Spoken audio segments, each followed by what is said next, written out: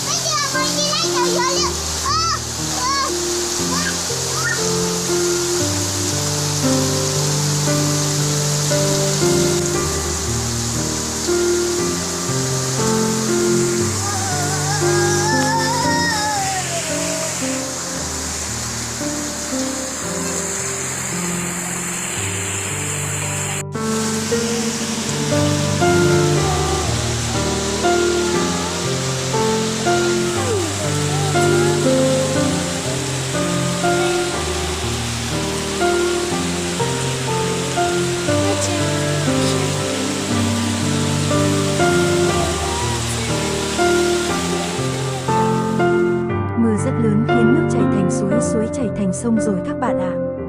Ngày 2 tháng 8 năm 2023, vụ sạt lở ở bản Hán Cá Thệnh xảy ra vào buổi sáng với cơn mưa to lớn khiến người dân ở đây đều hoang mang.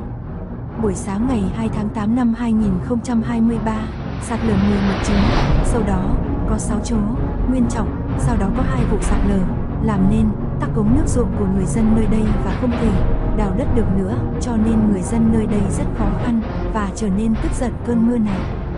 Sau đó có 2 vụ sạt lở rất gần nhà, xem đến đây tôi rất sợ, không biết các bạn có sợ hay không. Có một vụ sạt lở vào đường, người dân phải sợ với cơn mưa này. Tiếp tục nữa là vụ sạt lở cuốn trôi ruộng của người dân trở nên hỗn loạn và người dân nơi đây chỉ nhìn không biết làm được gì với những vụ sạt lở này. Lập tức nghe nói cai cầu ở bản Kho Lao Giới đã bị nước cuốn trôi đi, người dân ở bản Hán Cá Thệnh không có đường về nhà và lượng nước rất lớn, không có ai đi qua được thì chờ nước hạ rồi thì mới đi qua được.